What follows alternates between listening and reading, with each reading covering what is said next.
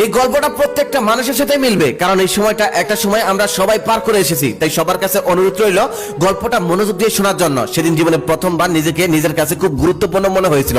তখন আমার বয়স 7 বছর। আমাদের বাড়িতে, আমাদের ফুফু বাড়ি থেকে দুঃসম্পর্কে কিছু আত্মীয় আসে। বাড়িতে কেউ না থাকায় বিপদে পড়ে মা আমাকেই বলে যে বাজার থেকে 10 টাকার মশলা নিয়ে আয়। বাজারে একটা দোকান ছিল, সেই দোকানটা আমাদের পরিচিত ছিল। আমি দাদা বলে ডাকতাম, সবসময় মায়ের সাথে যেতাম।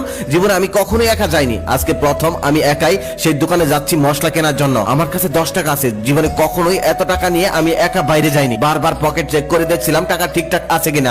আর মনে মনে ভাবছিলাম এই বুঝি বিকেল বেলা কোনো বন্ধুর সাথে দেখা হবে আর আমি তাকে জোর গলায় বলবো এই দেখ আমার কাছে 10 টাকা আছে। আর 10 টাকা নিয়ে আমি একাই বাড়ি থেকে বের হয়েছি মশলা কিনে, তারপর আবার বাড়ি যাব।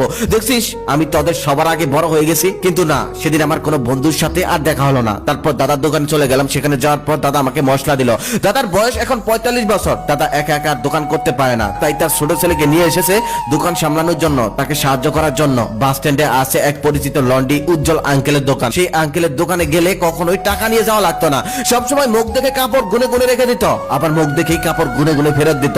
বাবা পরে টাকা শোধ করে দিতেন। বাবার শার্ট, আমার প্রাইমারি স্কুলের ড্রেস মাঝে মাঝে তার কাছে নিয়ে যেতাম আমি। আরেকটু ভিতরে ছিল সুলতো দাদার ওষুধের দোকান। সেখানে দাদার সাথে প্রায় মাঝে মাঝে যেতাম। দাদা ওষুধের জন্য গেলে আমাকে নিয়ে যেতেন। আমাকে সুলতো দাদা মাঝে মাঝে শিবির দিতেন আর অনেক ভালো ভালো কথা বলতেন। মাঝে মাঝে ওষুধের কাবার দিয়ে দাদা পাঠাতো আর সুলতো দাদা সেটা দেখে আমাকে ঔষধ দিয়ে দিত। সব মিলিয়ে ফেরার পথে ছিল একজন রিক্সা মিস্ত্রি আঙ্কেলের দোকান। সে আঙ্কেলের কথা না বললেই নয়, তিনি আমাকে মাঝে মাঝে টায়ার দিতেন আর সেগুলো দিয়ে আমি লাঠি দিয়ে বাড়িয়ে বাড়িয়ে চালাতাম। আরেকটা মজার বিষয় না বললেই নয়, বর্তমানে আসিফ আমার বন্ধু, একবার ওর বাবার সাইকেলের নিচে আমি টায়ার চালাতে চালাতে পড়ে গিয়েছিলাম। তারপর অনেক ব্যথা পেয়েছিলাম। তারপর ওর বাবা আমাকে নিয়ে সুলতো দাদার ঔষধের দোকানে যায়, সেখান থেকে ঔষধ কিনে দেয় আর বাজার থেকে একটি সিদ্ধ ডিম কিনে দেয়। তারপর বাড়িতে পাঠিয়ে দেয়, আমি সেগুলো নিয়ে বাড়িতে চলে আসি। তখন আমি তার ছেলে আসিফকে মোটেও চিনতাম না, তবে এখন আসিফ আমার সব থেকে ভালো বন্ধু। লন্ড্রির দোকানের সামনেই ছিল এক জুতার মিস্ত্রির দোকান। মাঝে মাঝে তার সেবা নেওয়া লাগতো। যে জুতাগুলো পরার উপযুক্ত থাকতো না সেগুলো তার কাছে নিয়ে গেলে অনেক সুন্দর করে যত্ন করে সেগুলো আবার পরার উপযোগী করে দিত। আমি খেয়াল করে দেখতাম আমাদের জুতাগুলো সে কত সুন্দর করে যত্ন করে ঠিকঠাক করছে, অথচ তার পায়ে থাকতো ক্ষয় হয়ে যাওয়া স্যান্ডেল। প্রায় 2 দশক ধরে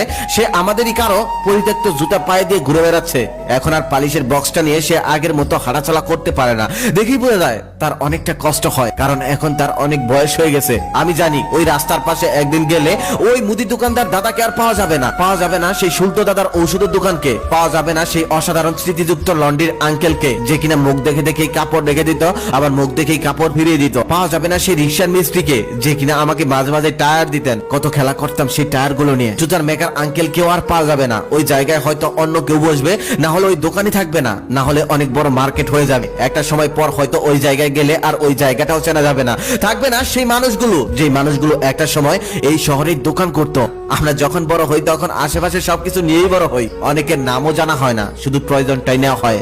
জানা হয় না তারা কেমন আছে, কিভাবে আছে। সেই রিক্সার মিস্ত্রি আঙ্কেলের সংসারের চাকা ঠিকঠাক ঘুরছে কিনা আমরা জানি না। যে মানুষটা শহরের সবার কাপড় আয়রন করে দিত, সেই মানুষটা ঈদে নতুন জামা কিনতে পারে কিনা আমরা জানি না। সুলতো দাদা সবাইকে ঔষধ দিত, সেই সুলতো দাদা এখন নিয়ম মতো ঔষধ খায় কিনা আমরা জানি না। যে মানুষটার যত্ন করে আমাদের সবার জুতোটা আগের মতো চকচকে করে দিত, সেই মানুষটা এখন কেমন আছে আমরা জানি না। আমার দাদা অনেক আগে মারা গেছে, প্রায় 2 বছর হয়ে গেছে।